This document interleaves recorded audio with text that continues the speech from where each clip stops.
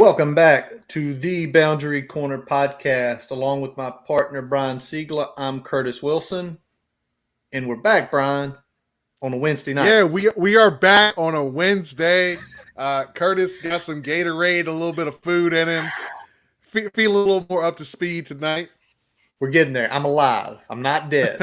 I'm not dead. It 24 Not dead hours yet. Not dead yet. I mean, it was a brutal day yesterday, but obviously we pushed through it. I pushed through it. Obviously you pushed through it, Brian. Last night. We'll talk about that in just a second. But before we get everything rolling tonight, Brian, this episode is presented by Dr. Lord Jeremy Counts at Main Street Pharmacy. If you love this podcast, the Hokies, the town of Blacksburg, make sure you are supporting Main Street Pharmacy when you make your way to town. Whether you need prescriptions, a tube of toothpaste, or just want to stop in and say hello, let Jeremy and his team take care of you. The money you spend at Main Street Pharmacy goes towards the things you support. So next time you're in Blacksburg, head down to 301 South Main Street and tell them Curtis and Brian sent you. Yes, sir. And Brian, before we get into a lot of the stuff tonight, we're going to look at the Miami recap. We're going to do a little fun what-if game after the break. But we're going to roll it off tonight. You had the opportunity. It was streamed live last night. And for those who missed it, we're going to show it again right here. Brian sat down with Hokies defensive tackle Josh Fuga and did a little one-on-one interview. So here is that interview. Guys out there, listeners, we got a big night tonight. We've got the one and only Josh Fuga coming on with us tonight. The 6'2", 302-pound defensive tackle wearing the number 6 and hailing from Freedom High School in Woodbridge, Virginia. And I'm going to go ahead and bring him on right now. Josh, how you doing tonight? Doing good. How about yourself? Doing real good. We really appreciate you coming on tonight with us. And speaking to the listeners, we got some guys listening live here. So, but we're going to have a few questions for you. And again, appreciate you jumping on tonight. Of course, I appreciate y'all having me. So, just wanted to start off with this. You've had some kind of great games in your career already at Virginia Tech so far, but you seem to kind of be hitting your stride this year, especially 3 great performances from you in a row the last 3 weeks. Do you feel like everything the coaches are asking of you at your position is starting to click for you, or is there something else contributing to that success? I believe is more me buying in and embracing my role as a player on the team, knowing my strengths and my weaknesses. So I think me actually honing in on my skill sets and actually believing like, okay, this is what I'm good at. So I'm going to go ahead and put that on display for everybody. Awesome. I love to hear that. And I think you had talked about early in one other spot I saw where you were talking about buying in and just the difference that kind of the culture that has been changed, kind of since you've been there. Yeah. So let's talk about that a little bit. How did you approach that regime change that happened at the end of last season? And has there been a part of that change that has had an impact on your preparation or your play on the field the most? I really embraced the change. I knew how the change was going to be, the severity of the change. But what I did is like I knew I wasn't going to leave or nothing like that. I had no intentions of leaving first and foremost. Mm-hmm. So I just knew that if I want to become who I am right now, I got to work harder.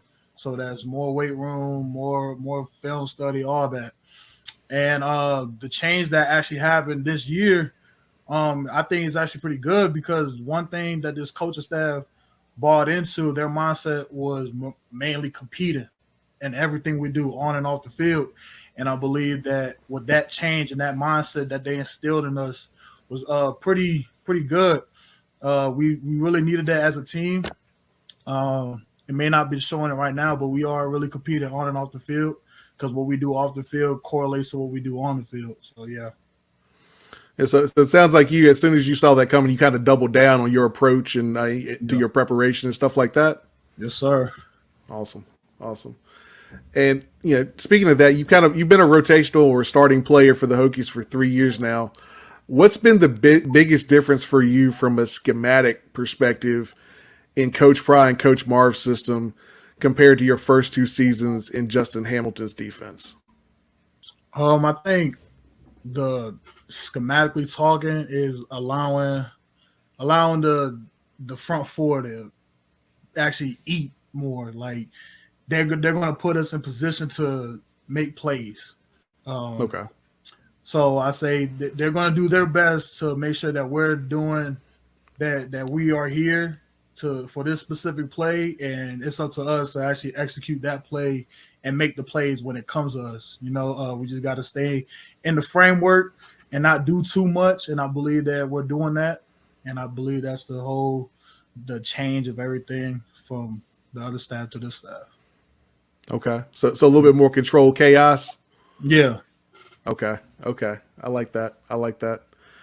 And kind of speaking of that, I know we talked a little bit off air before you jumped on here. I know we're still early in the bye week, but what has been the emphasis from Coach Pride this week so far? Has there been more NC State prep type stuff since you've got the Thursday night or early coming next week? Or has it been more about the scheme and the technique and trying to polish some things from the first half of the season?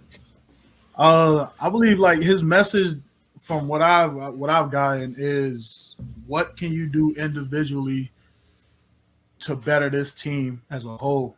Like I said in other interviews, is that even though what we're going through may not be all rainbows and sunshines, this week could have been a better time for us to have a bye week. It gives us opportunity to really reflect on what's going on as a team, as a program, and also as individually as a player. So I think it's a perfect time for a bye week so we can really actually take strides for the next half of the season. Yeah, it does seem like it's coming at a good time. I think, you guys have had some good games, had some areas where you feel like you could, have improved. Trying to put the whole picture together. I know Price talked a lot about complementary football, kind of everybody rowing in the same direction at the same time, right? And as you said, I think it's a good time for a bye week. You can start maybe putting some of those pieces together for sure. Yeah. Let me ask this. So you came into Virginia Tech already kind of D1 level size, and at 6'1", 300. What components of the strength and conditioning program have helped the most in your progression on the field since you've been in Blacksburg? I'll say the conditioner. Yeah. So when I first came here 2019, I'll never forget, I graduated high school June 9th of that year. And then June 10th was already like my report day. No, I actually graduated June 1st, and my report day was June 10th. So quick turnaround. Quick turnaround. So coming in, I remember 5 o'clock in the morning, we had to put our cleats on and get on the baseline, and we had to run this thing called 300-yard shuttles. That's 50 back, 50 back, and 50 back. For that whole week straight, I didn't make not one of my times. So I'm over there staying after, gassed out and trying to make my times, and it's embarrassing. Like, to be honest, it's embarrassing. Like, you got the class that came in with you, like, looking at you and like, yo, like, he's not ready. And I kid you not, after that very first week that I did the whole shuttles, till that point, I ain't never missed a time. I'm either one of the top guys finishing and all that. So it's really me embracing that, okay, this is what it is to take to play at this level. I gotta be able to be playing 50 plays or whatever it is. I gotta be strong. So it's just me buying in on the conditioning and all the strengths that they implemented. Yeah, and I can definitely commiserate with that a little bit. I played D3 back in the day, and I remember getting there, and the first thing they're doing is the conditioning test. Yeah, that's and I was like, oh, okay, this is a different level of conditioning than what we were doing, back in high school. And the first week was rough. I definitely missed about 2 or 3 of the times that first week. And once you kind of get your feet under you a little bit, you're like, all right, if you push through a little bit more, you start just getting under the time, and then you can start building off that for sure. Yeah. Yeah. All right. So let me ask this, because a little bit back on the strength and conditioning stuff. Since you've been in Blacksburg, anytime we see those off-season workout videos, I tell my buddy Curtis that does the show with me, and I've said it on here before, you've got the best squat face on the team. By far. It's not even close, man. But let me ask the question from this perspective. Does making Big Squat Friday almost like this big weekly event help the team push through leg day each week? Because I know that's always like the toughest day to get through. Yeah, there's no doubt. It is the toughest day to get through. But I think it actually benefits us because we're all there once a week, and we're all there watching one guy at a time to push the weight, push his max. And that builds that team chemistry, that team camaraderie, that look, I got your back if you do this for one time, and it gives that person that confidence, whoever's under that squat bar, be like, okay, everybody watching me, I'm not gonna mess up, but all I know is that they got me, and I'm gonna do my best to get this one rep. So it helps build that team camaraderie and that team chemistry for real. I will throw this on here. Dwight Vick, Virginia Tech legend, he said, tell my guy Fuga he's got a fan in Dwight Vick, and Freedom is serious this year. So. Yes, sir. I know y'all been seeing Freedom, what they doing. Yeah, y'all keep them on the map. Y'all keep them on the map, but I appreciate you. Yeah, always good when Dwight Vick checks in with us, so I appreciate that. So let's ask this. You've been playing under J.C. Price now. For 2 seasons. We're seeing his impact a lot more on the line this year, not just from the direct stuff with the coaching, but a lot of the culture type stuff. Lunch pail is back, dog collar. What does it mean to you to play for a coach that kind of helped build the foundation and the culture for the program that you're now a part of? Yeah, Coach Price, man, he's a guy that embodies of what Virginia Tech is. So this is actually like his first time, like the 2 years he's been here is his first time actually getting control of all 4 guys in that position. So like last year we had Bill Tierlink, so I'll be under him, and then Coach Price would coach the DNs. But this is his first time like actually getting the whole D line as a whole. And I'm telling you, like what he teaches and how he coaches, it's a different style of coaching that I've ever seen. He's actually passionate. He's very passionate of what he does. The dog mentality that the front 4 gotta have every game, no matter what it is. Like you gotta play like this in order to be successful. And he does a very great job trying to instill that mindset that we got to have every game and everything that we do in life, just outside of football. And I'm telling you, playing under Coach Price is actually a blessing for me. That's awesome. And we saw it. I mean, anytime he's in front of the camera, anytime he's on the mic, I mean, you feel it. And we saw when we, I mean, me and Curtis are fans from way back in the mid '90s when Coach Price was still at Virginia Tech as a player. So we kind of go back that far, and we kind of remember that mentality that he had as a player. And it's awesome to hear that he's bringing that to y'all's meeting room, to y'all's position room, and seeing every time he gets in front of the mic, especially after UVA last year, that was an emotional moment for him, man. So. Yeah. It's awesome that he brings that same energy to practice, to meetings and stuff like that. Yeah. Every day. Awesome. Well, we know how great of an environment Lane Stadium is to experience a college football game. But I'm curious, from your perspective, what are some other stadiums that you played at during your time with the Hokies that have also kind of stood out for you as having that type of electric atmosphere? I'll say for me personally was West Virginia last year. It was electrifying. You really couldn't hear nothing as soon as you got out. It was a pretty cool environment. But I would say Lane Stadium is top notch. Nothing being Stadium wasn't field. So, but for me personally, I say West Virginia last year was pretty rocking. Was it kind of the combination of the rivalry, the fans, just kind of a little bit of everything that was contributing to that? Oh yeah, I say like shoot, pulling up to the stadium itself, like you can see, like you feel that the rivalry and everything that that game meant. Like we're not just trying to win the game, like we're trying to compete for a trophy. It's a trophy game. So Yeah. like as soon as you get to the stadium, you'll feel that atmosphere. That's awesome. Yeah, that's one of the stadiums that I would like to check out. I've not been there.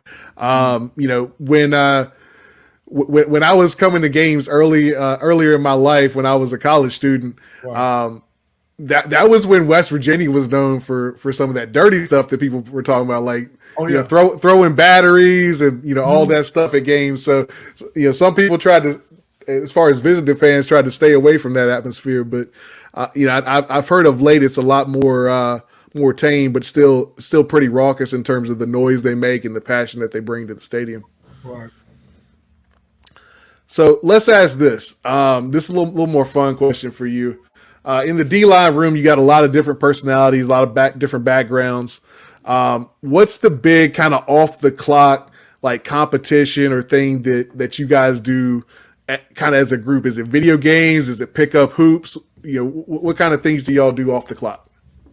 Off the clock, I would say that it's mainly basketball, like pickup. So like Coach Price will have us sometime come to his house to just grub and just fellowship. And I'll say he has a basketball hoop. And I'm telling you, as soon as you get there, somebody got a basketball and we're already trying to play 21 or king of the court or something. Like we're just trying to always compete. Like it doesn't matter. And Coach Price will be like, "There's no dunking," but you know some guys will try to dunk here and there, but we try to compete regardless. So I say like basketball or something like that. Or pool. He's trying to protect his hoop, right? You don't want y'all bringing the hoop down, right? he does a good job. He stays out the way, but everybody else is out there playing with the basketball, or some guys will be playing pool or something like that. Oh, nice. Okay. Good stuff, man. I figured it's hoops. Usually everybody that comes on here, it's always hoops first. So, you know, 21 was our game back in the day. So I'm glad that's carrying it through for some of the D-line group now too. Yeah. All right. So last question before I let you go tonight. You know, we always ask this when we have players on, former players. What's the go-to food spot for you in Blacksburg? Ooh. Dang, the go-to. Man, I don't have everything. I'll say Joe's. Okay. Joe's, the breakfast diner. Yeah. Yeah. That little spot, you know, the little coffee shop I like to refer to as, but they got some good food over there. Yeah, they do have some good food. You're the first person I think that said Joe's in a while, so I think it's underrated to a point. But I mean, anybody that's been there, especially certain times of day, they know what's up. No doubt. Well, I appreciate you jumping on with me tonight. You know, sorry you didn't get to meet my partner in crime there, Curtis. Feeling under the weather, but we appreciate the time. And if there's anything you want to plug real quick, go ahead. Appreciate everybody tuning in. Be ready for us next week, Thursday, ESPN primetime against NC State. Go Hokies. There we go. And that's Josh Fuga. Appreciate your time. You have a good night. Appreciate it. You too.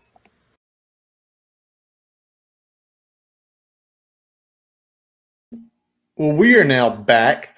And it automatically, after that interview, it makes me we have to invite Josh Fuga back next season for an interview at some point in time, since I didn't get a chance to miss him, and then discuss how many, the question that we've had him on once with Joe's Diner is not only, okay, what's his go-to, but how many?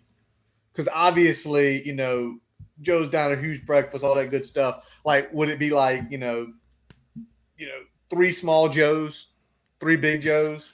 I mean, how much is Josh? What's the go-to order? What's the go-to order and how much? It's like the new Taco Bell. Did you see the $28 challenge? I spent $28 Taco Bell, and we were like, oh my God, your insides are gonna For a die. family of 4, what are you doing? What are you doing? Jesus Lord. But anyway, it was great that he came on last night. Brian, awesome for you to get a chance to interview him. I'm surprised you didn't get more technical about what would be happening if you were guard. He was D tackle. Maybe next time, but maybe next time. Maybe next time. Also having Josh on. Josh, again, we appreciate you coming on last night. If you're listening tonight. All right, well, let's flip it, Brian. Let's get into this Miami recap. And Hokies fall 2014, and I'm gonna start right off with the offense, because probably after playing their best game of the year against Pitt, excluding really much the last half of the fourth quarter, it was literally the worst game we'd seen from this offense for 3 quarters. Yeah. I mean, the first 3 quarters. I mean, I'm gonna take the first series out with the big run by Malachi to open, and then the big pass by Daquan that he fumbled in Kane's territory. But before the fourth quarter, after that fumble, they crossed the midfield one time, and I didn't get to see any of the game except the condensed version, which I watched 3 times. Condensed versions are great, but they are what they are. But I'm following on my phone at baseball. The second half, I listened to Bill and Mike on the radio. It's awesome to hear them just to say that, whether it's a losing effort or not. But Brian, you did get to see the games. Let's talk about the play calls and what's going on there. Was it bad play calls? Were we in bad situation? What was the issue? It kind of felt like we had the big miscue on the first drive after a couple promising plays. We saw a couple new things out the gate. We had an outside zone on that run by Malachi. Then we got Daquan involved early in the game. And then you have the fumble, and then it felt like very, very vanilla, very reserved in terms of trying to attack them outside on the perimeter, which is where we've had a lot of success with the running game, and also kind of through the air with the intermediate game. We burn them with 2 plays like that, and then we really don't kind of go back to that for a long time. And when we do, it's telegraphed. It's stuff that we're showing what's coming. So, what we got to do is get more frequent counters and wrinkles off of those bread and butter plays so we can keep the defense guessing a little bit more, because it seemed like they were keying a lot on those quick screens to the tight end. They were keying a lot on those powers and things like that. And they were able to kind of get us kind of stymied a little bit before we were able to get upfield and get our shoulders square and kind of get that forward momentum in the offense. And that's just going to be one of those things where you got to be quicker at adjusting in the game, kind of mid flow, when you see, okay, well, we didn't do this well, so you get a little trigger shy with that, and then all of a sudden your bread and butter's not working, and you don't adjust from that and try to find something else that's going to get you back into that rhythm, because we really didn't find an offensive rhythm until the fourth quarter. Well, how does an offensive play caller do that, though? Because you have that first where you run 2 great plays and unfortunately a fumble happens, and then you get gunshot and you get triggered. For an offensive coordinator, you can't live like that, because you can't live if the bread and butter doesn't work. And obviously those first 2 plays was something different and getting a young player involved early. So the game plan was there, but it was just completely pulled back, hold the horses. Whoa, whoa, whoa. We can't keep making mistakes like this. What does an offensive play caller have to do to get away from that and just say, no, clearly these 2 plays worked. And if not for a fumble, we would have been on the plus 35, and they were already on their heels 2 plays into the game. So I'll throw a caveat out there. It's a delicate balance right now, because, we've talked about it. This team, in terms of overall talent, overall depth, is not good enough to make a lot of mistakes and then still win a game. So now you've got a mistake early on, but then you let that mistake feed over into other things, even though you're playing more conservative, but you're playing almost not to lose the game now. And we can't play like that. We can't play like that. We've got to find the line between making sure we don't make those dumb mistakes, whether it's penalties, whether it's turnovers, but not getting so gun shy that we're not doing anything. All right. Well, maybe it's what the head man said, and I know you listened to it a little later after the game, and you felt like it was both sides. But Brent Brack called out how we're running personnel. After me seeing it and after what the offense did, to me it felt like he was going right after the offense, maybe calling out Tyler Bowen a little bit, maybe not, but basically talking about we cannot be vanilla as a team. So the first thing you said, not a vanilla, you can't be a vanilla team. You're not that good enough. But we must play the right players. And the most interesting one I heard was right near the end of that snippet when he talked about we need the best players on the field at all times, even if that includes having two running backs on the field at the same time. When you hear that, and I know as we get over the defense, we can skew what you think he meant by on that side of the ball, because he did leave it open-ended where you could say either side of the ball. But when you hear that and think offensively, what potentially do you think we see NC State in going forward? Yeah, I mean, I think it's it's a lot of things, and he mentioned the running back specifically. And when I'm thinking of the running backs, I'm thinking of that third down call where you had Holston out in the flat, and it's a laser. It's still a catchable ball. Holston can't handle it. If you have one of your other two running backs out there, you got Malachi Thomas out there, you got Keyshawn King out there. Is that ball handled? Do you get a catch and run for another 10 or 12 yards there to put you in scoring range right there versus having to punt on the next play? Maybe. And I think we're a little too deep where we're still filling this out. I know Malachi Thomas has just been back for 2 games at this point, but I think we kind of know what we have, what the strength of Holston is and is not at this point. And unless he's staying in there to block, it's probably not a good play for him. I mean, just being honest, it's probably not a good play for him. All right. What about I think you got into about why it shouldn't be vanilla, and I think you've got to find the right balance. But I think who we are as a team, there's not much bread and butter. You have to be unique. You have to take shots. We got to get creative for sure. We got to get creative with how we're getting the guys at the football. You want to have bread and butter. You want to have those plays that you can lean on when things get a little tight. But at the same time, you got to be able to throw wrinkles, because if the other team's playing tight and they're keying on what you're doing, you got to throw them something different, and can't just hope that they're going to make a mistake and not be where they need to be every time. It's almost like if you can take away the vanilla look, potentially doing some unique things will open up the things we've done well, maybe not exponentially. Like certain run plays that haven't went for 7 a carry that's going for 2. But if you open it up just a little, maybe it goes for 5. Because now you got them thinking versus them reacting. Yeah, let me give you an example. So, we've run that quick screen to the tight end a lot. Yeah. A lot of times we run it out of regular trips. It's going to Gallo from the wing.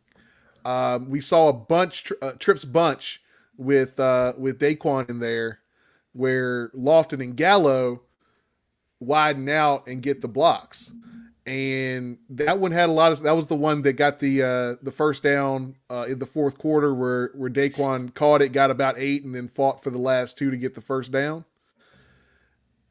Those little wrinkles like that, little adjustments, it doesn't have to be anything major. You can still essentially call the same game, but just given a different look so they can't key pre-snap on what you're trying to do. All right. Well, let's flip and let's talk about the next that I think disappointed everybody, especially after we looked versus Pitt, and that's the offensive line play. I think clearly the worst overall game for this unit since ODU. They allowed 7 sacks, and I know that's a good Miami front. The run game was probably about a yard per carry less than what we wanted to be, Brian. We were at 2.6 a carry. You said if we were at 30 for like 110 yards, we probably had a better chance. At 1 yard more, that's roughly where we are at 30 carries. So you obviously got in the film room and did some breakdowns. I mean, what were the issues there? It was definitely the overall game for that offensive line since probably ODU. Just the pass game kind of was what it was. The communication was off. It seemed there wasn't. They did a lot with delayed blitzes that really threw off the communication and kind of the switching that the offensive line needed to do to kind of keep that sure. And you couple that with the run game where we weren't getting a ton of movement between the tackles, especially. We had to generate a lot of our yards with our quarterback this week, probably a little bit more than I think we're comfortable with week to week for sure. I like Wells running more. I think that's a positive in terms of generating some additional offense. But you don't want to get into a situation where you're having to have your quarterback be the leading rusher for your team. We've seen that song and dance before. We don't want to get back to that. No, we definitely don't want to get back to that. So if you have a one game here or there where your quarterback breaks a couple long ones and he's the leading rusher for one game, fine. You don't want him to go week to week being, getting about the same number of carries as your lead back for, a handful more yards. That's not what you want. So the offensive line definitely needs to figure some things out, whether that is switching around personnel. It looked like, we started the game a lot with a lot of Jesse Hansen. We kind of closed it with a little bit more Braylon Moore there at the end.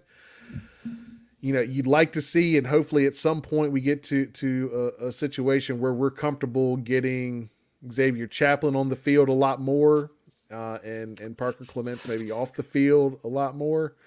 I think that would help. At least we know what we have, and we can get some reps for a guy that we know is going to have to play a pretty big role for us come next season.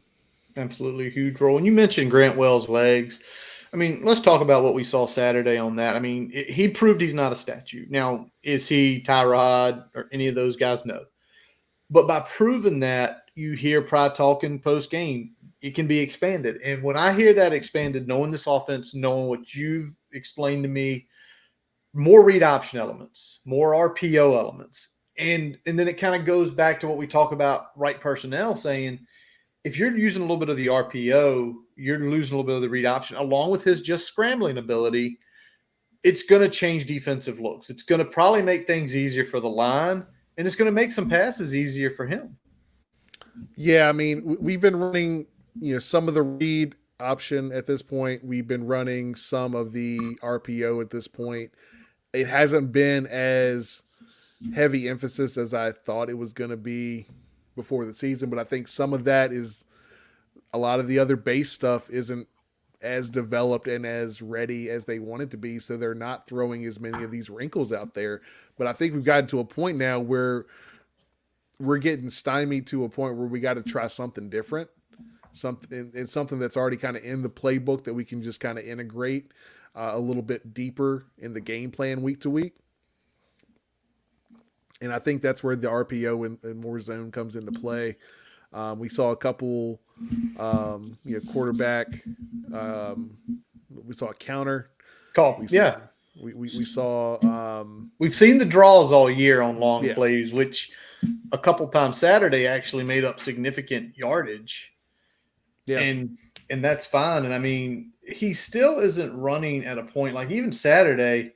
I mean, he ran 16 times, which was clearly the highest number that he's ran all season.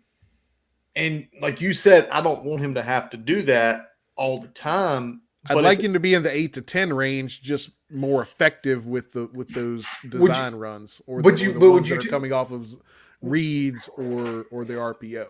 I mean, we can go back and look at the tape and kind of decide how many were designs, how many were him just scrambling. Because if you're saying in this case he ran 16 times, but if 8 were designs and 8 were scrambles, then we're probably okay. I think what you're saying is design runs. You don't want to see them particularly saying this is his play versus. Yeah, I don't want to say 12 plus times a game we're running our quarterback in a design fashion. But if you're saying it's 10 designs and then you've got in his head, you hit 1-2 because of this concept. These are, we're running double vert or vert post. We're running people off. If there is a lane don't try to get to the third read. You probably have 5 to 10 yards of space where you do have enough legs to get us positive yardage versus taking a sack. Yeah, I mean, I'd like to see maybe 4 or 5 where, it's Grant all the way. He's not reading. It's not RPO. It's not zone. It's just Okay. Grant's running the ball this play. And I'd like to see another probably 5 to 6 where he has the option to run. And maybe even a few more than that, though. But I wouldn't go much heavier than that right now. But there's things that we can do kind of off of that will take a little more pressure off of him. And I'm hoping that we can do some more creative things in the running game. I know Pry mentioned, 2 backfield sets. You got a guy like King that we can split out, a guy like Chance Black that you can split out. Have to take advantage of it. Yeah, take advantage of it, create some mismatches, create some different looks for the defense. Well, think about an might RPO. catch them misalign. I mean, there's so many things you can do with those different personnel that might could catch the defense off guard there. Well, think about an RPO or pop swing pass, where if you've got King and Malachi in the backfield and you're reading hard and just let King run to the flat, are you immediately going to be voiding somebody like a linebacker or safety if you're doing that? Absolutely, because if they decide to stay in the box and Grant read that, you're talking about going to a flat where now if the wideouts are upfield and blocking, it could be a lot of yards. And what does that do? The next time you immediately see the linebacker change their direction. They don't bite in on the run, and then you might have numbers inside the box. But we could get deeper into that, and I'm not going to do that tonight. Yeah, right. I mean, I'll tell you another thing I'd like to see. We've run a lot of those quick screens to the tight end and quick screens to the running back when we're in shotgun. I'd like to see maybe something where you either run a wheel off of that, or you're showing that and then throwing back. Throwback to I knew it was coming. To the opposite side of where you're seeing that motion. Right now, they're jumping that every time. They're jumping it. And we got to start burning them a little bit when they're taking those risks and jumping that, something that they've seen on tape a lot at this point. Absolutely. All right, Brian, I think I just want to hit one more piece here. I think as we go into next year, we've talked a lot about Thomas and we've talked Wright, and we saw Lofton make a hell of a catch on Saturday and Braylon Moore getting more play time. I think the young players on the offense, you've got a foundation there, not right? They're young. They're going to be here at least 2 to 3 more seasons, roughly. Yep. And with guys like Caleb Smith, even Wells coming back next year, if they find the Parker Clements of 2021 and bring him back, that'll significantly help. I'm still trying to figure out what's happened to him. And I have a feeling in the offseason you're going to be pulling up 2021 tape and 2022 tape of him and be like, what's the difference? But how does it make you feel foundationally for the next couple seasons, knowing the guys who are showing out the most right now are some of the youngest in that room? Yeah, a lot of the young players on offense have definitely stepped up. We talk about Wright and Thomas in particular, still really early into their careers. Lofton, I know he had the big drop, but I think he's coming along. Hopefully we can get some more consistency with his hands. He catches the hard ones, man. He does. When the degree of difficulty is up, he brings those in. He made that diving catch this past week against Miami. He made that big where he climbed the ladder and brought it down against Pitt. Yes. So I mean, he makes those high degree of difficulty catches. We just got to get him to bring in those routine ones 100%. with greater routine, right? 100%. And then I think just getting more consistent snaps, maybe even getting a start here as the season goes along, I think would be good for his maturity and coming along in the offense. Absolutely. All right, let's flip over to the defensive side of the ball now, Brian. Let's first of all, we welcome back 2 players, Tawan Garbutt, who had missed the Pitt game, who had a really big day with a sack and a half, 3 tackles for loss, 5 total tackles. Also, Alan Tisdale back. Alan Tisdale with 9 tackles, second on team behind Jalen Stroman. And I think we really saw it shore up the defense. And again address even more that this is a good defense. Is it great? No, but it is a good defense that, Brian, if I told you, 8 days ago on Tuesday night, Brian, we're going to leave you, we're going to hold them to 20. Are you going to take it? I'd take it all day, man. If you said that we were only going to allow 20 points in that game, I said there's at least a 60% chance we win that game. And if the offense had showed a little bit more life, there would have probably been about a 60% chance that we would have won that game. So, I'm fine with the output. I'm really impressed with the adjustments that we saw at halftime, because almost everything that we did at halftime took away what they were doing well in the first half. And the biggest one was giving us a whole lot more of Monsieur Delane. It's true.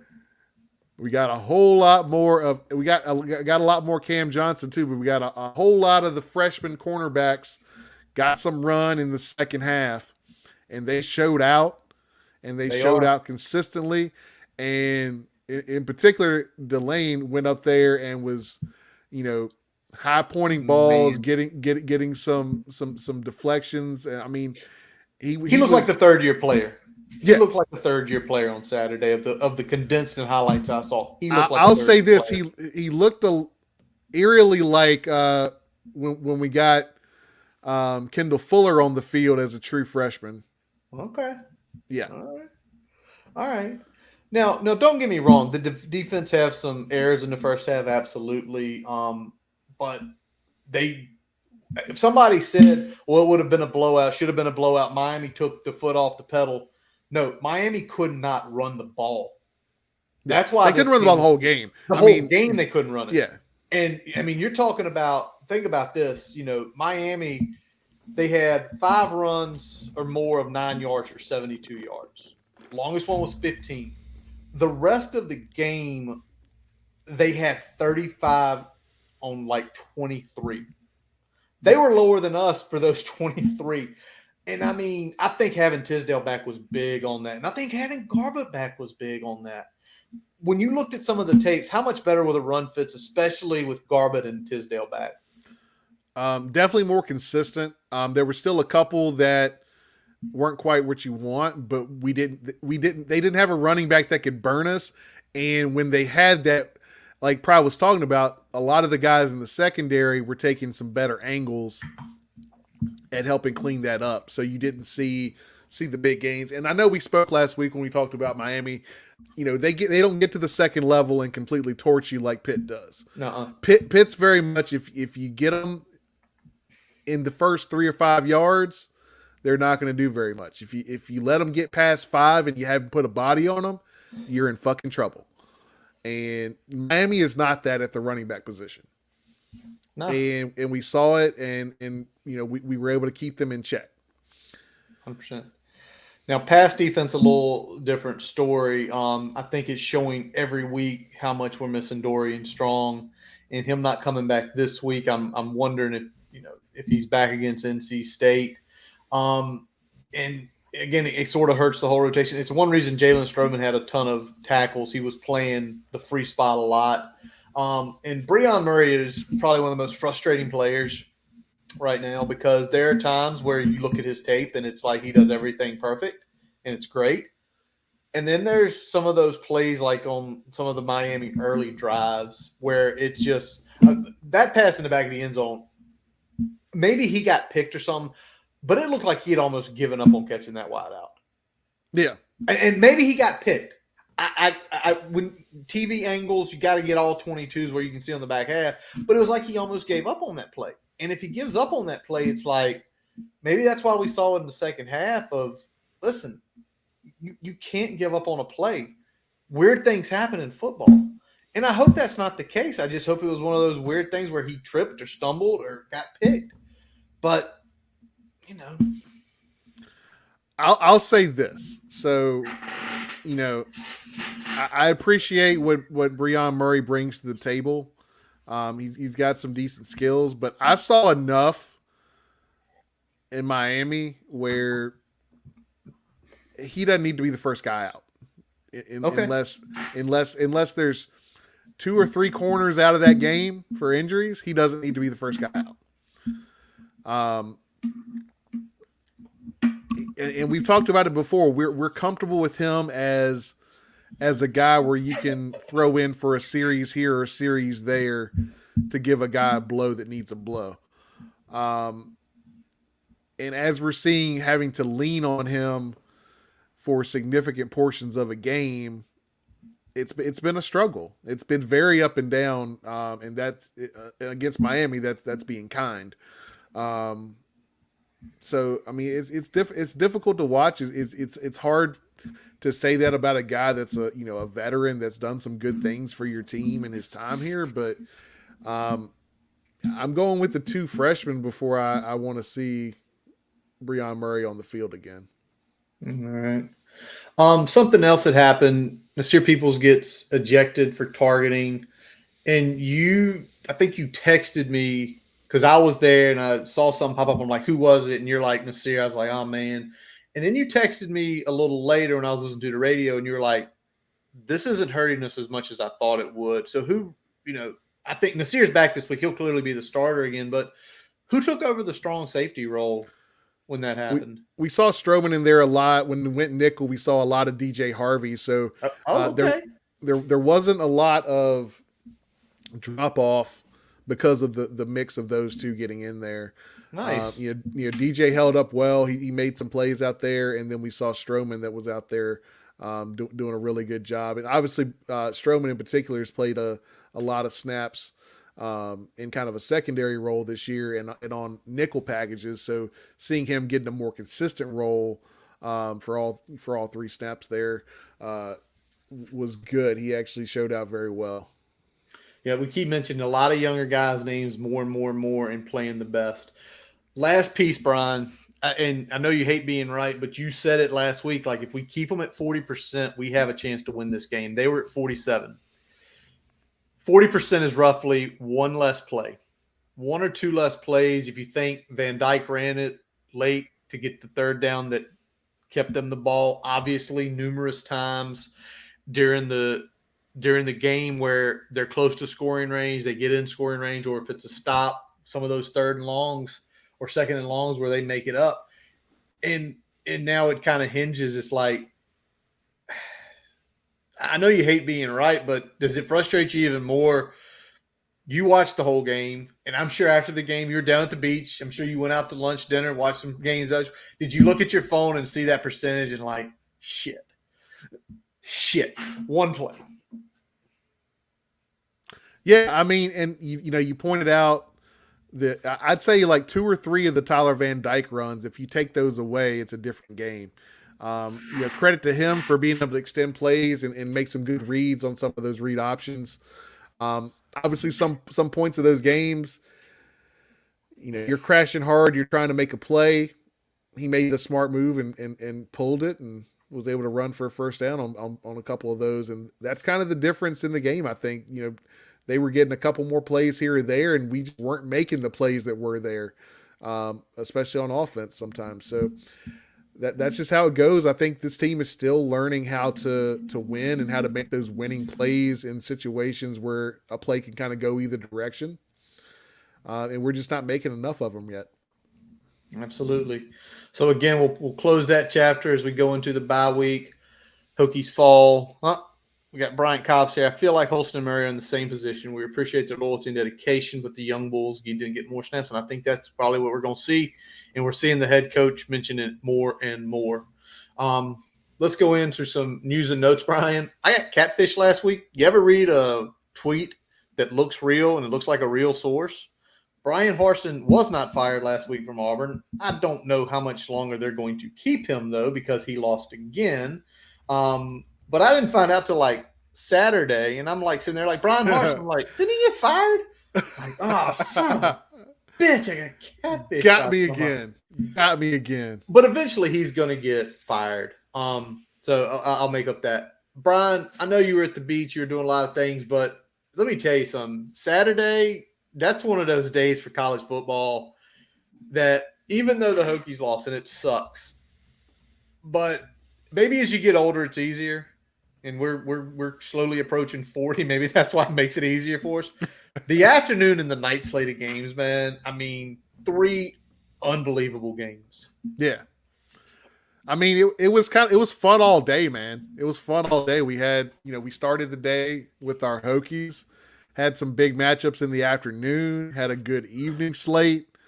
Got to like check back and forth on what Michigan was doing during our game. So I mean, well, that became very apparent about 6 minutes into the second half. They just turned on the afterburners and just left Penn State, unfortunately. My pick was Okie State 4.5. If that thing doesn't go to overtime, I make it. But give TCU credit. Down 14 with like under 10 left, they come all the way back and win. The other game I was tuned into late night, Kyle Whittingham has balls of stone because it's 42-41. You're playing USC, and he says screw overtime. He goes for 2, and they get it, and they beat USC. Yeah, that was a big nut move. Big nut move. Now, obviously, though, the big one we both were watching. I'm sure it made us all cry a little on the inside. All Hokie fans can admit it, especially if you knew, obviously, the Hendon Hooker thing, but then who he was throwing to. But that was an unbelievable game, start to finish. Yep. Start to finish. Tennessee kind of gets out early. Alabama claws back. Then it's a back and forth show to kind of close things out. And you get a missed field goal in one direction. You get 2 good plays by Hendon, and you're in field goal range. Field goal gets tipped. It's tipped, and it knuckles through the damn goalpost and clears the upright by about that much. Oh, that was wild. And then, love them, hate Tennessee. You rush the field on that. You do tear down the goalpost. You go crazy. You tear down the goalpost. You pull up some checkered turf. Oh, my God. The whole shebang, man. I hope one day we can do that again in Lane Stadium. By the way, tomorrow, Brian, do you know what tomorrow is? What we got? Sports Equinox. Hey. Sports Equinox on 10/20. For those who don't know what a Sports Equinox is, basically every major sport in this country, including college football, will be played tomorrow night.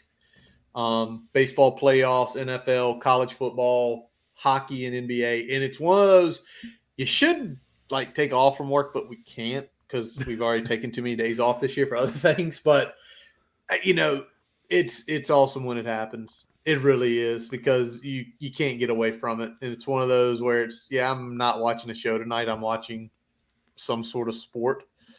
Curtis wants yesterday's sick day back so he can take it tomorrow. I do. Or Friday. All right. Another thing that came up, and we saw some Hokies response, so I had to put it on here. Someone I've seen in concert, I think you saw in concert, but Marty Smith put out there in a tweet, what is the best Alan Jackson song? I'll let you lead, sir. All right. So my pick is Midnight in Montgomery. It's the Hank Ghost song. There's like a plethora of Hank Ghost songs, but I put Midnight in Montgomery right up there with The Ride by David Allan Coe as the 2 upper echelon Ghost of Hank Williams songs. And then the other one is I Don't Even Know Your Name. Jeff Foxworthy in the music video. Classic tongue in cheek. True. Yeah, just great quintessential 90s country song. True. Both of them. And 2 songs that a lot of people who hear Alan Jackson probably can't correlate unless you followed country at that point in time. I'm going to go to both Weepers. The best song of his all time is Here in the Real World, in my opinion. Because the opening line of that song of Cowboys Don't Die and Heroes Don't Cry, that gets you, because here in the real world, the boy don't always get the girl, breaks your heart. And then Someday, just like the most weepy ballad songs you ever heard. But if you listen to them, the poetic piece in there is big. Yep. And Brian, before we go to break tonight, Alan Jackson's got some all-time weepers, though. He does, though, man. Remember When, Drive. He's one of the greatest songs. He's one of the greatest I would say, some people would say contemporary. He's one of the greatest country songwriters of all time. And all 4 songs we mentioned, he wrote. He wrote those songs. Some of the songs, and we're not even mentioning Where Were You When the World Stopped Turning. And I like what somebody said on that one. Like, he wrote that song, and nobody else tried after that fact. Brian, real quick before we go to break here, I want to do a little remembrance because a year ago today we lost one of our best friends, and you know, you put up the story on your Facebook page about the Rumplemans thing, which to this day we were in college. Yep. Brian Wilkerson there with us, a bunch of our other buddies, Robbie Jason, and we make a shit ton of shots with a variety of liquors. One of them was Rumplemans. Brian, you mentioned on there, man, about that night, and I remember that night that he was the only person of our group that somehow all night didn't take a Rumpleman shot. Yeah. He knew which ones had the Blue Label vodka and which ones had the Rumplemans. And he fed everybody. He got none of them, and we got all of them. All of them. And you were in college. You didn't spit out liquor. But it's just one of those moments. And, it's been a year. I missed the text because he would be texting us or putting something right now on here. Yep. And, Brian, we'll always miss you, man. And, absolutely. And I said in my post, I am a man of many words. Anybody that's ever met me or talked to me, I can talk your ear off all day. But for him, and I'm thinking this me and Brian, we miss you, man. And we're always going to miss you. Yep. And now pause from our digital partners. As we take a quick break, we'd like to tell you about getting your free website report from our digital partner, Grassroots Digital Marketing Studio. They'll tell you how your website ranks on Google, on-site SEO, and social media. No commitment to buy anything. You can get your free report by visiting grassrootsdigitalstudio.com/free-website-report. Now back to the episode. All right, Brian. So let's get into the what if. So about a month ago, me and Brian were kicking around. What do we do bi-week? Do we just go in and do a recap and kick it? We're like, nah, that wouldn't be fun. We did that last year. We did that last year, yeah. We did Sunday. We got to keep you all on your toes. We can't just to give the same shit every year. Exactly. But this year is the what if. It's the, wish you were here. I miss you. I wish I'd like to have that one back. Think of all those songs in your head. Of all the Hokie players that left last year, declaring for the draft, portal, and all that, who would be, and we were originally at 4, but Brian said that's too easy. We got to make it 3. Who are the 3 players you wish you could have back on this team? And that so has eligibility remaining, that either left early, portal, whatever.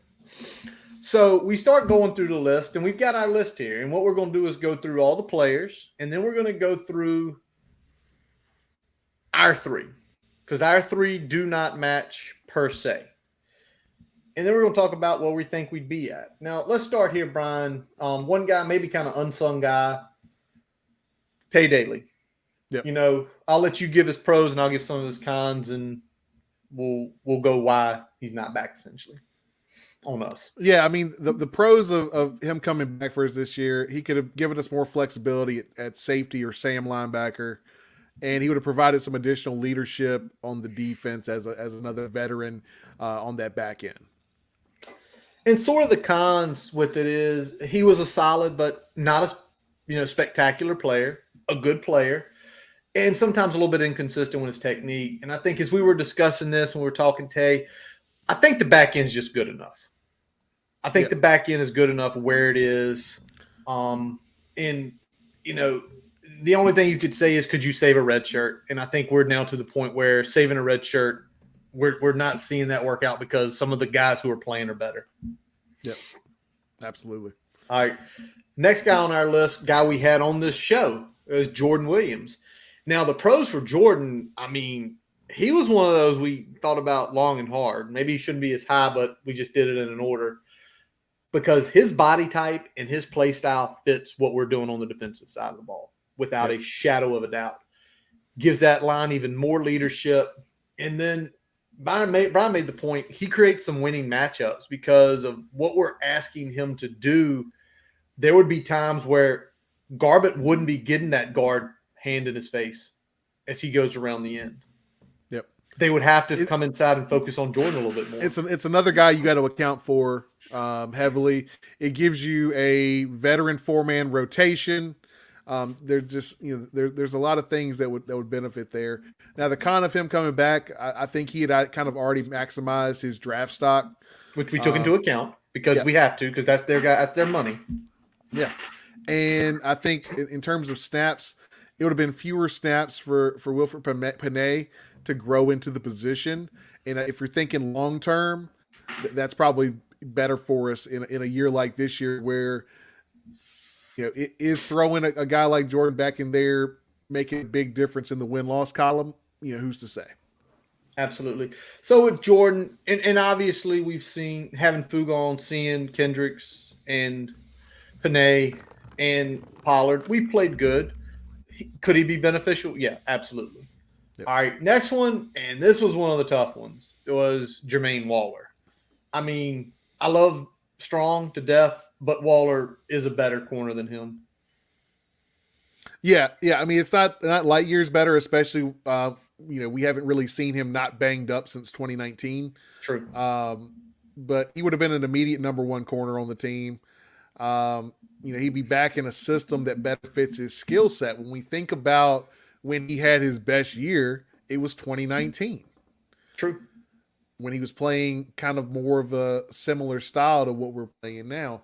And, it would have given us some more rotation flexibility in the secondary, whether it's, nickel corner or different things like that. We'd have been able to get a lot more matchup-based situations where we're not in any sort of area where guys can take advantage of mismatches.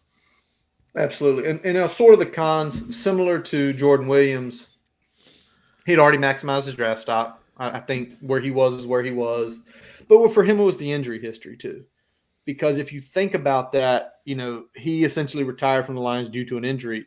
What if it was something that happened in spring ball where like the trainers were like, listen, man, if you don't quit football right now, you're going to walk with a limp for the rest of your life. Or, you're not going to be able to do these things. Yeah. I don't know what happened in Detroit, but usually when a guy retires like that, it's something where they're saying the rest of your life is going to be affected by this. And then a lot of it, what it keeps going back to is it's less snaps for Harvey and Stroman. And obviously both of them played very well on Saturday and kind of playing well for the season. So as much as it's a temptation to have Waller and Strong and really probably turn a top half ACC secondary into probably an elite third, neither one of us could pull the trigger on that. Yep. It was close. It was close for sure. It was close. Now, another one that I thought Brian was going to pull the trigger on because how much he loved him all these years was Raheem Blackshear. Now, I think we see how they've used the players in this scheme, Malachi had 6 balls. We've seen him run some good plays to Keyshawn King. He definitely would have probably got his skill set maximized. It also would have meant a lot better rotation when Thomas was healthy, when Thomas was injured. And obviously he is already, after he got traded or released and signed with Carolina and against my Niners, he is showing his value in the kick return game. And we saw that a few times last year when he had big run backs. So you have sort of that depth where it's sort of as a trickling effect, right? It helps with depth all around because you don't have to rush him and Keyshawn out there together. You can rush them out one at a time and so on and so forth. Now, what's the cons on him, Brian? I think one of the cons is that he loses some value with a healthy Thomas and then a revitalized Keyshawn King this year. Now you got 3 mouths to feed. Who's going to get some of those carries? Is it going to be kind of a true rotation? Is it going to still be Thomas kind of the lead guy, and then you have Blackshear and KK kind of working in there? And it's going to cost some of the young players some reps. I wish we could get Bryce Duke some more carries this year as things goes along. Red shirt's already burned, so we might as well take some advantage there. You probably wouldn't have that if you had Blackshear back on this team. And kind of like some of the others we've already talked about, he had probably already maximized his draft stock, and Age. especially for his age as a running back. If you're a running back and coming back's not going to significantly improve your draft stock, get out there, get on a team, find a roster spot, and get moving. Do exactly what he's done when he got to Carolina. Yep. He now has a roster spot probably for the rest of the year there, and they'll probably bring him back next year. So making the right decisions. Now we're getting into the really tough ones that we left off. And some of the people are going to curse and say, how do you leave these guys off? The first one is Brock Hoffman. And Brian, I'll let you get into the pros of why we could have brought him back. Yeah, I mean, he would be an upgrade on the offensive line, mainly because of his versatility. His skill set would also fit Rudolph's scheme, probably as good or better than anybody in the current line right now. And he's got a nasty streak and kind of sets the tone for the offense. So I think that would be kind of a good personality to have on this style of team. But there are some cons, Curtis. I'll let you roll with those. Well, the big con, we keep going back to it more and more and more, is he'd maximized his draft stock. Brock's 23 years old, and an offensive lineman, it's very similar.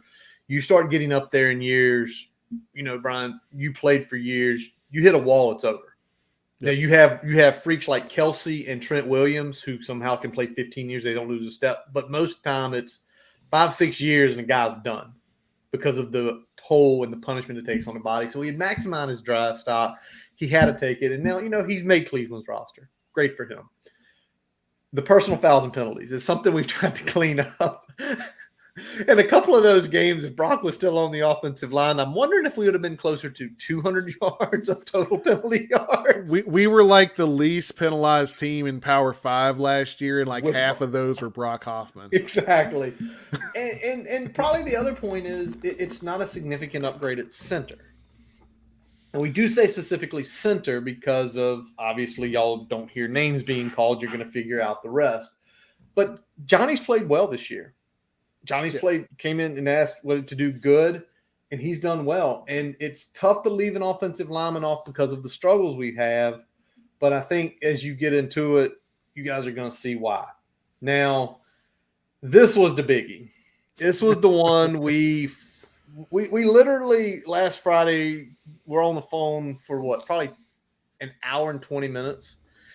And probably 25 were talking about this guy, and it's James Mitchell, who's currently the Detroit Lions. He clearly would have been the best athlete on the field on the offensive side of the ball, regardless who you bring back. The other pieces, Brian had talked about it. We're already seeing it with Daquan Wright and some with Nick Gallo. This really would have benefited the coaching scheme of Tyler Bowen would have significantly benefited him. He got drafted in the 6th round. He got drafted mostly off some good red zone scores and athleticism. Yeah. And the other thing is, you just said it, Brian. He could have potentially maximized his draft potential. Now, does that mean day one? I'd say no. I would say no later than early day 3. So probably somewhere between pick 96 and 115. The upper half of the round 4. So he would have maximized about 2 rounds, which would have been a lot of money. Yeah, he probably goes from where he was to either late day 2, early day 3. Now, there are a few cons. We only got 2 instead of 3. Yep. The biggest one is that's probably the deepest room in terms of ability on our roster right now. We already have 2 hybrid players that we're working in. Obviously, one's a true freshman in Daquan Wright. The other is Connor Blumrick, which we haven't really seen a whole lot of since Wright's kind of come on. But, we still have guys at that position that we can line up and get some production out of. And I think the other one is that he kind of knew he'd have a spot on an NFL roster with his resume just based on that athleticism. Yep. I mean, his size, his speed, his hands, those things are already there. The only knock on him was coming off the injury, obviously. Yep. And not really being able to fully work out for a lot of these teams before the draft. Yep. And that was a point me and Brian made about the injury history is a guy who has his type of ability. Teams will draft even if they're hurt. And if they aren't up to full speed at the beginning of the season, they'll IR them. They'll write them their full paycheck and IR them. Because, a team like the Lions know there are certain teams who are very well ran that will go snipe those players in a heartbeat and put them on practice squad. And sometimes when they get to the practice squad, they say, well, you can go back there or we'll give you $500,000 to be our practice squad guy because we think you're going to be on the roster next year. So I think he knew that he was going to land. And I think he was already fully guaranteed $1 million this year. So he's already got life-changing money right out the gate. Yep. All righty. So let's do this, Brian. We have basically one consensus pick, one opposite pick, and then two players we sort of said I could take one or the other. Y'all probably can guess the last two, but let's start with the consensus, Brian. Let's start with Lecitus Smith and what he would bring to this team for this year.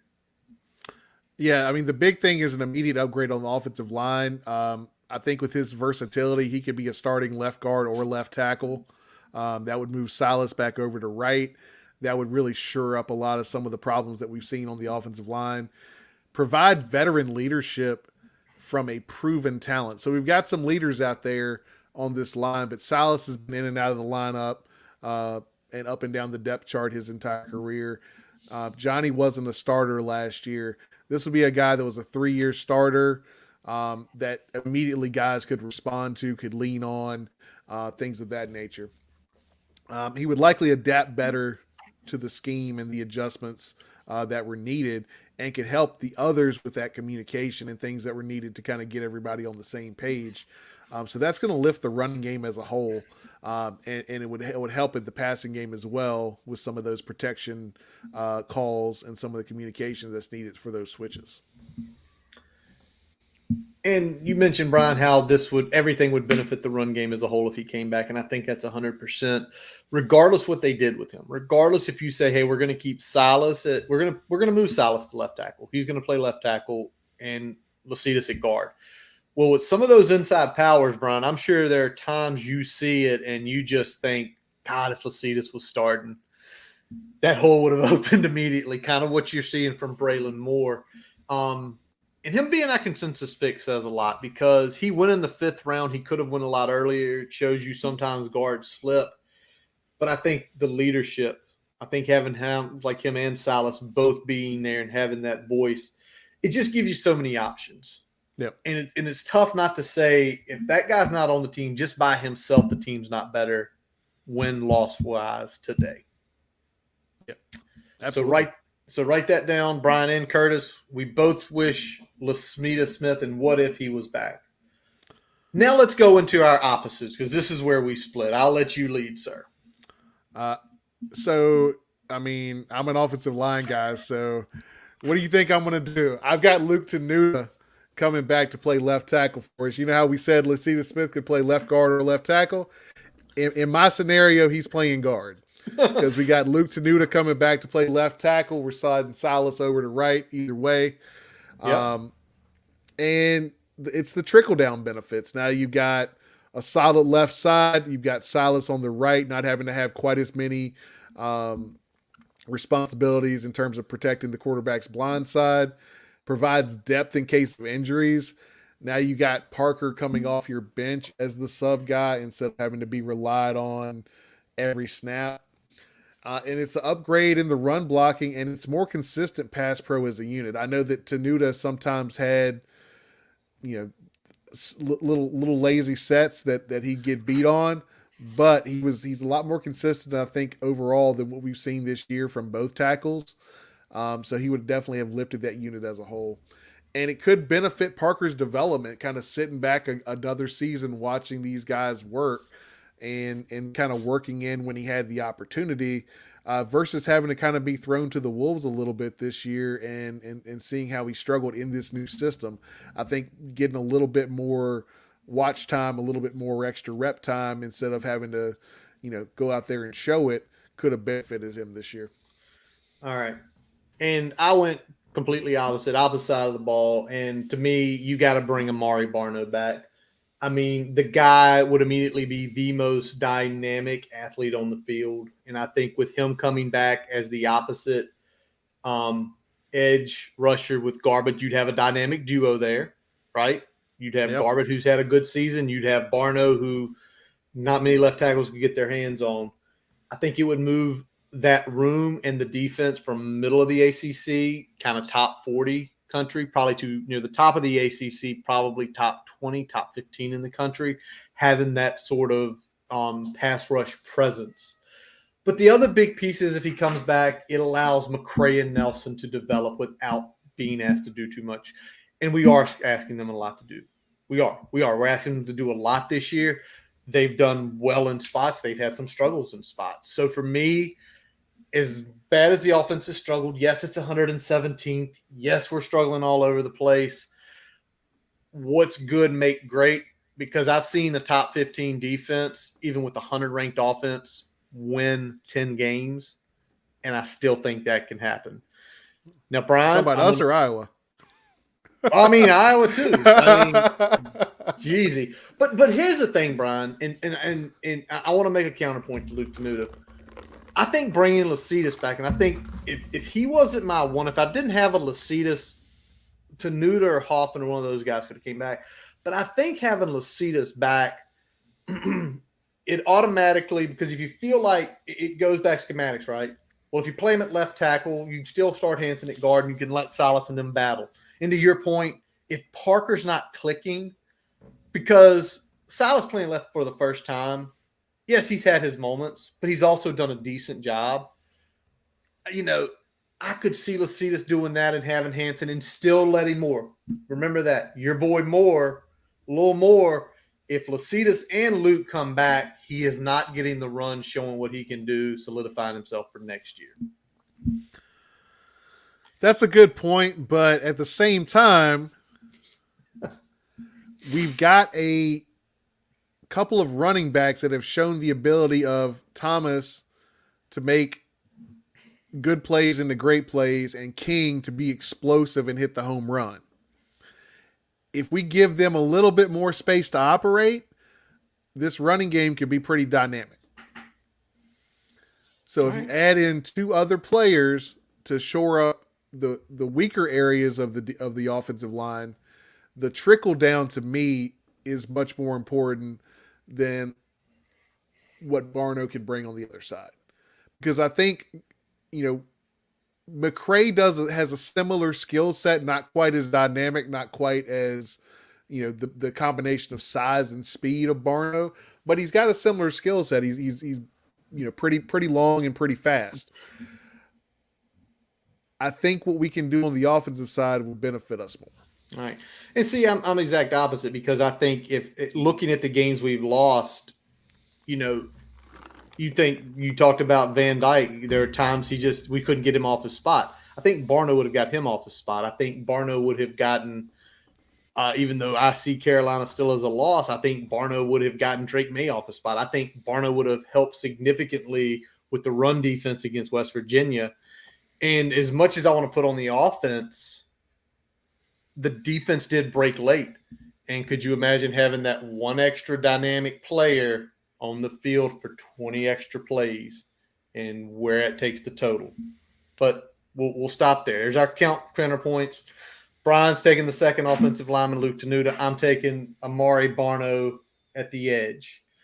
All right, then we got to the two where we kind of flipped a coin because they both would be good. Brian, I'll let you, since you won him in the coin bet, I'll let you start with your guy first. All right, so we're targeting here wide receiver. Yes, we are. And I went Trey Turner here. I think putting him on this team, he's immediately wide receiver one. I appreciate what Caleb Smith is doing, but just Trey's ability to run, I think a different combination of routes would have helped, and just his veteran presence would have helped with this team. It would also allow Smith to operate without as much attention. Trey would at least draw an equal, respect across that line. You wouldn't quite have as many people keying on what Caleb Smith is doing if you got Trey Turner opposite him. The leadership and veteran presence in the wide receiver room, I think that's big. Trey was definitely a leader. He was a guy that you could tell loved the Hokies, True. and was kind of a great voice in the room. And it creates he has a versatile skill set at wide receiver. He never ended up becoming the huge presence that I think some people thought he would as a freshman, but he is a very, very solid player and would definitely be wide receiver one on this team. And he can do a lot of different things, whether it's do stuff out of the backfield, jet sweeps, all sorts of things. So he showed that he has the versatility to do a lot of different things in an offense. And I think having a veteran like that on the team would have been a big boost. Yeah. And obviously if Brian went Trey, I was on the opposite side of the coin. I went Tay Robinson, immediate upgrade in the slot and at the wide receiver position. Caleb Smith has played great this year at the X. So I think having Tavon there would be a huge upgrade. He fits the scheme well. There are a lot of things that we're seeing done with the other receivers that you feel like if Tay Robinson had just hung out, maybe he's not where he is with Kentucky with his stats. I mean, his stats at Kentucky this year are pretty daggum good. I mean, averaging over 15 and a half a catch, almost 400 yards in 6 games. He is well on his way to easily breaking his yards and touchdown set when he was with the Hokies. Also that special team. And don't get me wrong, we haven't fumbled but like once this year on special teams. But with him, it's dynamic. If you're punting to Tavion Robinson, you might have to leave one less guy in to potentially not block the punt to get downfield because we know he can take them to the house. We know he can get you big field flipping returns. And I think that's another really crucial element because you put the fear in special teams. And then, again, you mentioned it with Trey, and I think it's the same with Tay. It's a versatile skill set, right? We saw these guys run sweep. We saw them do different things. And that what makes them so important. And maybe a reason we didn't bring Mitchell back is because it was more than one element in the game that they can affect. And to us, we kind of discussed it. They were both Smith equally. That's why we literally had a coin toss who was going to talk about who. Because we look at that room, Brian, and what's it missing? It's missing like one top end talent and leadership. That's what it's missing the most. If you got a leader and you got a top end player, you probably turn in some of these plays that we're missing into first downs, into touchdowns. Absolutely. And that's what kind of stinks going through here and looking at all the players who potentially come back. We chose 3. It is a few players from being a better team. And that's where the other long part of our conversation on Friday when we talked was, all right, Brian, where's our team if our 3 guys come back? And I sat there and told you that I think Carolina's a loss regardless. I do. But I think if our 3 players come back, I think I'd chalk up Carolina as a loss. I don't chalk up ODU as a loss. I think that's a win. I think we would have scored a lot more points on them and probably kept them to less points with Barno attacking off the edge. And then I think of one of the other games is I think Pitt or the Miami game goes the way of the Hokies with those guys. And I know we can say, well, Pitt or Miami, right? No, Pitt, Miami, or West Virginia. I think 2 of those 3 go the Hokies' way because if the West Virginia game, that was still a game going into the 4th. Same with the Pitt. Same with the Miami Hurricane game. I think we flip a couple of those because of having both sides of the balls present. So I think we're probably sitting 5-2 right now. And yes, I have maroon-colored glasses on tonight. I think we're at least 4-3. I think we're at least above 500. If you put those 3 guys back on this team, I think you definitely win ODU, and I think you probably take down Miami for sure. You make Pitt, a big conversation late, and you make you make West Virginia a conversation late as well. But the guys I'm adding back on aren't helping the defense a lot. I feel like the defense is what hurt us the most in those games. Mm-hmm. So, not being able to generate offense hurts, but the defense still didn't, came apart late. I think they probably still give up the same amount of points. And I'm not sure even with these additions if we can match that. But so I've got us at 4-3. I've got us winning ODU and winning against Miami. With these players back on the roster. All right. Now, the last part of our exercise we did, and this didn't take as long. I said, Brian, what if like 6 of these players come back? And let's say the guys we talked about, let's say we both get those. We get, because I'll agree with Brian, Luke was up close to me. But let's say we get Tenuta, you get Barno, you get both wide receivers, you get Lasitas. That's 5, right? Yeah, that's the 5 that we discussed, and we said we throw Jermaine in there as well. And Jermaine, if you got all 6 of our players back, where do you think we'd be? I think 6-1, man. I think if you bring all 6 of those guys back, you get enough boost on the defensive side where you slow down UNC a little bit more. So that game becomes close. You slow down West Virginia, that game becomes a W. You slow down Pitt, and that game becomes a W. So you end up 6-1, and then you're kind of in the not the driver's seat in the conference, in the Coastal, but you get one extra loss by UNC, and now you're the team to beat, right? So absolutely. And that's why it was fun to do this, because you look at these guys and their skill sets and where they fit, and it's even more apparent as we get into the season where you're missing them. And they all had their reasons for leaving, and that was 100% fine. You don't fault anyone who feels like they are making the best decision for themselves. But it sort of sucks, though, as you sit here as fans, as we look at this every week and we talk about guys saying, God, if they would just come back. But on the other hand, the piece that me and Brian also discussed was, did we want 2016 to happen again? Does anybody want 2016 to happen again? And not necessarily that year or the year after, but the subsequent years, right? The subsequent years and being on the hook for a buyout as a result of the subsequent years.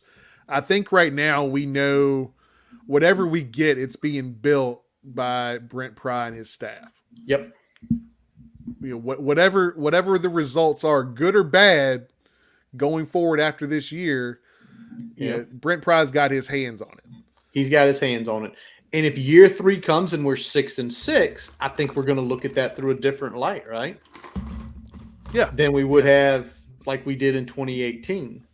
And if 2019 we win 8 or 9 games, or 4 years from now 8 or 9 games, it's that constant building where if all those guys come back, and I think for all of us, we'd love to be 6-1. I'd love to be talking about wins every week. We'd love to talk wins every week. That's a hell of a lot more fun than talking about losses. But the reality is, if we go back 6 years, how much Isaiah Ford, Bucky Hodges, Cam Phillips, Tremaine Edmonds, Terrell Edmonds, all those good players offensively and defensively, those first couple years, Gerard Evans, sorry, don't want to forget him, how much they covered up a lot of warts that got shown after the big contract, after all the other shit had happened. I'll say especially in 2017, in that defense, the talent on that defense, God, and how much that covered up some of the warts that were starting to show that year. Because when we look back, we're like, okay, well, we had an above average year, but we were already starting to see the cracks in the foundation. And with the cracks in the foundation, you had 2018. There was such an exodus of talent that you couldn't really, how bad is this team? Are they bad because they're young? Or are they bad because they're not coached well? And then you get to 19, and you start saying, okay, well now we're starting this guy that's throwing a lot of picks, and we're getting blown out by Duke, and we're taking an intervention from an analyst to get the right starting quarterback in there. There's so many things that as you're getting into year 3 and 4 that you start getting some answers to that you didn't necessarily have in year 1 and 2. And at least with the way we're going now, when we get to year 4, we're going to know. We'll either know or we won't. Well, but we'll also know, and it's already kind of being shown up front, that you feel like Pry's already holding the coaching staff accountable pretty quick. Because if you come to year 4 and there's still struggles and Tyler Bowen and he fires him year 3 or 4, then you might say, oh, well, at least he knows something's not right. And that could be with various things, and he's letting people go. Because that's still the biggest step Justin Fuente never took. Yep. He never took that step when there was an issue, and everybody, even laymen like me, who have to ask you a lot of questions to get more insight on the game, can see plainly like this isn't good on that side of the ball. So is what it is. All right, Brian, know the enemy this week. We don't have an enemy. There's no game prediction, so we don't have to go out on a limb. But there are some big games on Saturday, and I'm going out to the West Coast. I'm going to the Autzen Zoo, Oregon, UCLA. I'm not even looking at the line on that game. I'm looking at the over-under. The over-under is 70.5. These teams can both score points. I don't think 70.5 is close. I'm going to take the over. And I slept on UCLA a few weekends ago at home against Washington. And I'm going to sleep on them again. I think Oregon wins this game at a 3:30 on Saturday. What you got?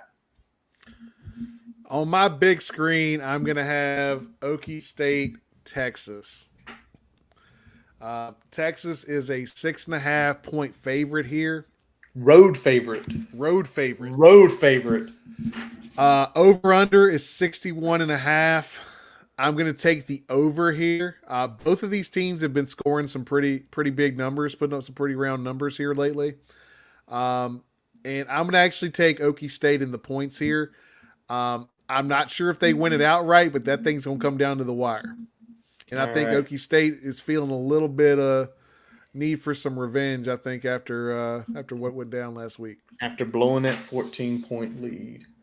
Well, Brian, has anything broken on the Twitter sphere or any other news broken? Did anybody lose a baseball game? I don't have the game on right now. You tell me, bud. I don't either. I didn't turn it on before I got in here. We missed the Fun Belt. We could have had the Fun Belt in the background here. That's all on me. I was rushing to get in here tonight, but App State blew the doors off Georgia State, who, the Fun Belt's the Fun Belt. You never know what's going to happen there. But if there is nothing, that is going to wrap up this episode of the Boundary Corner podcast, brought to you by Main Street Pharmacy in Blacksburg. Go see Jeremy and his staff today. I'm Curtis Wilson. I'm Brian Siegler. Visit our website, boundarycornervt.com, to listen to all of our episodes. While you're there, don't forget to follow us on Twitter, Facebook, Instagram. Go subscribe to our YouTube account. You guys have been blowing that up lately. We are very appreciative of it. Again, we're going to figure out a way to get film, and Brian's going to be able to show film one day and not get arrested or have a cease and desist order thrown on him. Podcast-wise, Amazon, Spotify, all your favorite sources. As always, we let our buddy Jason Long play us out tonight as we wrap up this episode. We've actually got one of his songs from his summer 2022 EP. I think the title is It May Look Bad, which I think we as Hokie fans feel that right now. Check him out on his website, jasonlongmusic.com, to link to all of his music, Apple, Spotify, his YouTube account, his Facebook pages. And I think he is playing somewhere live this weekend. Let's see. Yep, October 19th at the that's tonight. Well, he played there tonight. Sorry, Jason. If this was last night, we could have got it off, but he will be playing the 29th at the Grandin Village Farmers Market from 8 to 12 down in Roanoke, so check him out there. As always, we thank y'all for listening, and let's go! Hokies! Each day I wonder all across a lonely ground.